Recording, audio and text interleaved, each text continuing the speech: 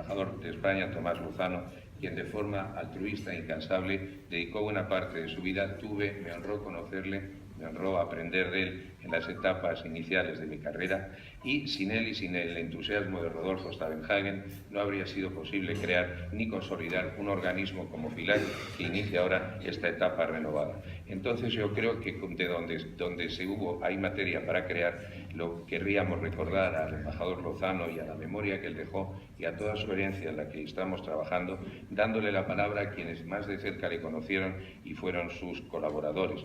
Querría también decir que, fíjense, si don Carmelo Angulo fue embajador en Bolivia, hace unos días hemos compartido a traer aquí al exsecretario general de Naciones Unidas, Ban Ki-moon, y desde el Comité Español del UNICEF continúa haciendo de manera también altruista una espléndida labor. De manera que el profesor Daniel Oliva, profesor de la Carlos III y discípulo de don Tomás, nos dirige unas palabras.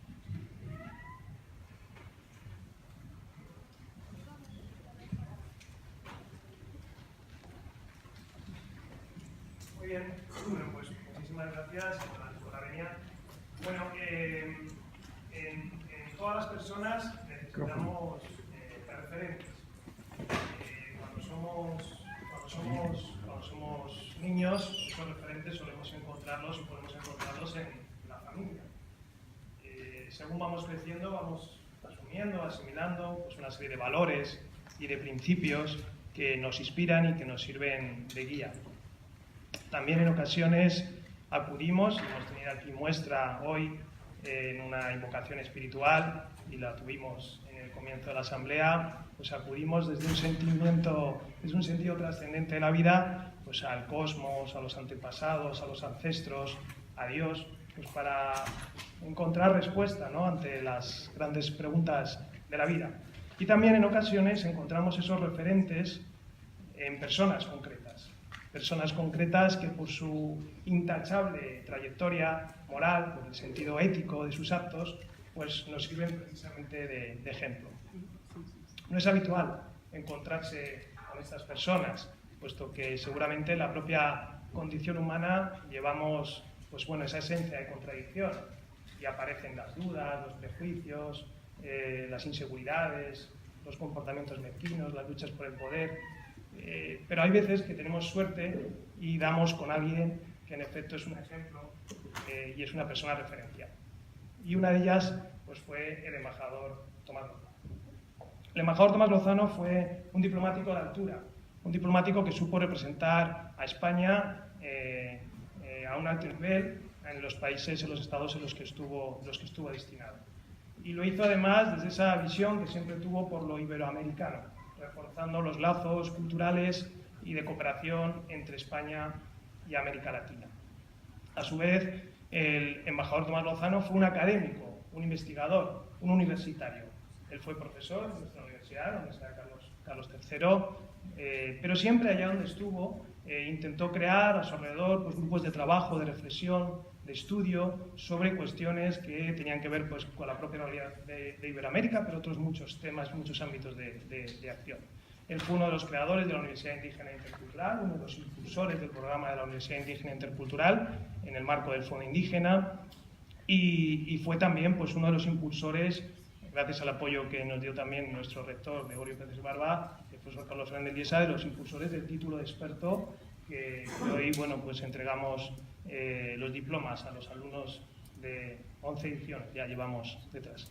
Además, el embajador Tomás Lozano fue un defensor de los derechos humanos, y un entusiasta defensor específicamente de los derechos de los pueblos indígenas. Cuando todavía desde Naciones Unidas no se hablaba de pueblos indígenas, cuando todavía se hablaba de comunidades, de poblaciones, de minorías, cuando los derechos indígenas no habían cristalizado como norma jurídica, cuando estábamos muy lejos de la adopción del Convenio 169 o estábamos muy lejos de la Declaración de Naciones Unidas o de toda la construcción de ese marco institucional, del Foro Permanente, el Relator de Naciones Unidas, incluso antes mucho de la creación del Fondo Indígena y de la propia adopción en el año 2007 de la Declaración Universal sobre los Derechos de los Pueblos Indígenas, ella, apoyándose en el pensamiento y en la obra de los mejores españoles que llegaron a América hace más de 500 años, como Bartolomé de las Casas, y apoyándose también en el pensamiento de aquellos españoles que no pisaron América, pero que tuvieron América en su reflexión jurídica, me estoy refiriendo a Francisco de Vitoria, pues él ya se erigía en aquellos años como un defensor de los derechos de los pueblos indígenas.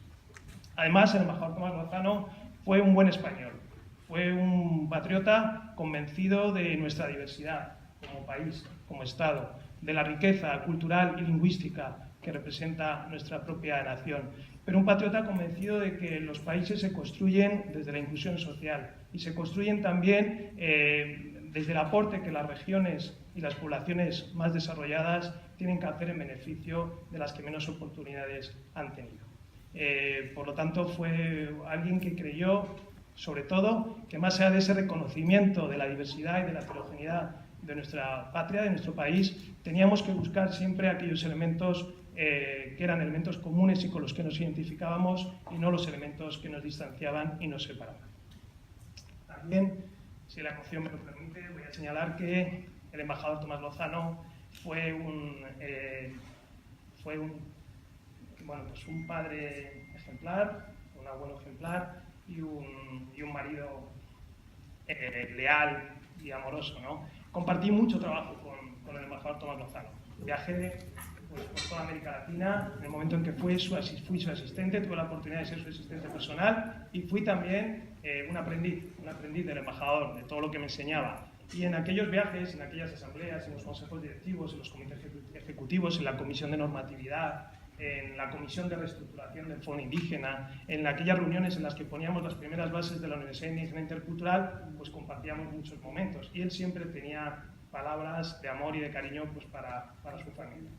Además, el embajador Tomás Lozano, como ya se ha dicho, fue uno de los promotores del Fondo Indígena, uno de los que estuvo en el momento inicial, y él siempre recordaba cómo en el momento de la cumbre, con su sentido del humor tan especial, que era una de sus grandes cualidades también, como en el momento de la segunda cumbre iberoamericana aquí en Madrid, él participó en el momento de la adopción del Tratado Fundacional, del convenio constitutivo de esta organización, y decía que algunos jefes de Estado y de Gobierno se olvidaron de firmar, ¿no?, el documento, y él, entiendo que amigablemente y con el cariño que le caracterizaba, les acompañó y les llevó precisamente a que firmasen ese documento que formalizó pues, el acta de adopción finalmente de esta organización. Fue vicepresidente durante muchísimos años, fue además una persona que colaboró activamente incluso cuando se jubiló, cuando se retiró de manera voluntaria ad honorem. Yo creo que eso hay que reconocerlo y hay que tenerlo muy presente. Y fue una persona que soñó, como decía la doctora Minna Cunningham, soñó con un fondo indígena, con una organización internacional que fuese una organización internacional de referencia en el mundo, por su propio campo de especialización, por su propia estructura paritaria de participación en la que comparten espacio gobiernos y pueblos indígenas. En definitiva, soñó con una organización en la que los pueblos indígenas se sintiesen partícipes de la misma y estoy convencido y estará pues muy orgulloso y muy satisfecho de que una indígena, la doctora Minna Cunningham, esté ahora mismo al frente de la organización y que un indígena reconocido y respetado, Álvaro Pop, esté al frente de la Secretaría Técnica. Pero soñó también con una organización que no dependiese de la cooperación internacional, una organización en la que los Estados miembros se implicasen activamente desde un punto de vista político, institucional, diplomático y financiero, para precisamente activar y poner en marcha programas tendentes, decíamos entonces, no hablábamos del buen vivir o del vivir bien, tendentes a fomentar el autodesarrollo, decíamos entonces, el autodesarrollo de los pueblos indígenas y la defensa de sus derechos diferenciados. Termino.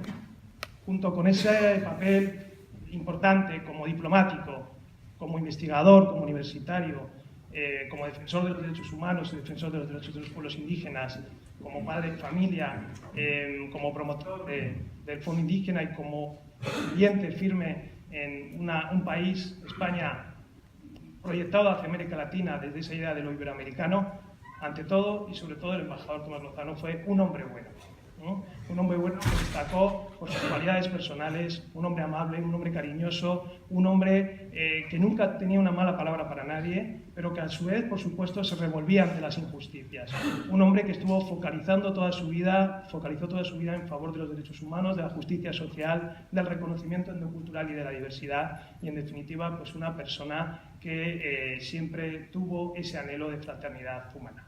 Estoy convencido, el embajador nos dejó hace unos años, como todos sabemos, abandonó esta existencia física, pero estoy convencido que está en el lugar en el que están esas grandes personas, ¿no?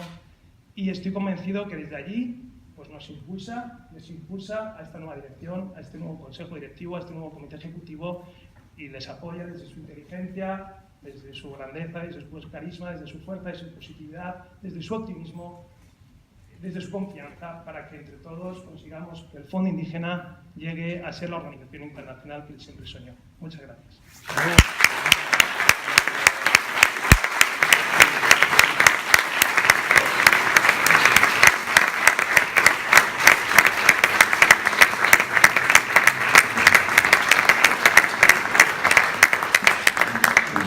Desde ese lugar alto donde se ven las cosas, está claro que el embajador Lozano se sentirá muy feliz de ver cómo su amigo y discípulo le rinde este homenaje, igual que Montserrat Huguet también, y todo el equipo que lo hace. Y es interesante señalar, también al embajador Lozano le gustaría saber que 2 de cada 3 universitarios que hay hoy día en América Latina son los primeros universitarios en sus familias. Y eso cambia profundamente la región y lo vamos a ver en los próximos 20 años. Para continuar el homenaje, el embajador Yago Pico de Coaña tiene la palabra.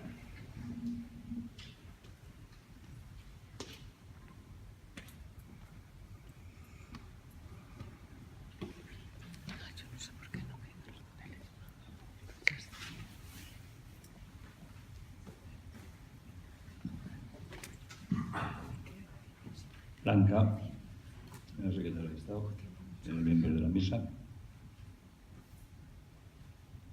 Veo un mendigo caído en el suelo, que había sido previamente agredido por personas ajenas a él y le habían causado un daño enorme. Tendido en el suelo. Pasaron 3 políticos de distintos partidos. Ni siquiera se fijaron en él. Estaban probablemente pensando cómo resolver los temas de la corrupción. Pasaron también un ejecutivo. Tampoco se fijó. Tampoco se fijó porque estaría probablemente pensando en cómo iba a resolver sus siguientes reuniones para mejorar la productividad de su empresa. Pasó un religioso que pensaba cómo pintaría mejor la iglesia. Y tampoco se fijó en el mendigo caído. Y pasó un tal Tomás Lozano Escribano. Lo recogió, lo cuidó, lo llevó al hospital, lo atendió y le pagó los gastos. Esto que puede ser leyenda es lo que yo vi que hacía tanto en Bolivia como en Panamá, con personas desconocidas. Tomás Lozano fue bueno, humanista, valiente y justo. Y cuando digo bueno, lo digo en el sentido más amplio de la palabra, porque parece aquí en esta vida que el decir bueno y que era buena persona, bueno, pues vaya. Era bueno, porque era un profesional como la copa de un pino. Yo recomendaría a las nuevas generaciones de diplomáticos que leyeran algunos de sus telegramas, que no necesitaban de acudir al archivo, porque creaba el antecedente, exponía el problema, las consecuencias del mismo y además sugería una solución. Te lo daba hecho, como profesional. Y bueno, porque su rectitud era tan recto como un ciprés. Entre pino y ciprés, bueno y recto. Y humanista, ¿cómo no? El Fondo Indígena lamentó su pérdida como nadie. Él exhibía, y lo hablamos muchas veces, y se exigía y seguía, como buen cristiano creyente, la línea del Concilio Vaticano II y las conferencias episcopales de Medellín y de Puebla. Hablaba ya entonces de la teología de la liberación, injustamente a veces atacada y hoy defendida por el propio Papa Francisco. Y señalaba, esto es lo que hay que atacar, porque la prioridad de los pobres y necesitados es lo más necesario y vital a través de la educación que tenemos en este mundo. Yo estoy seguro que los aymaras y quechuas, años de Bolivia, cunas del Caribe, qué sé yo, los guainíes de Panamá. Me acuerdo que cuando se despedían de él al dejar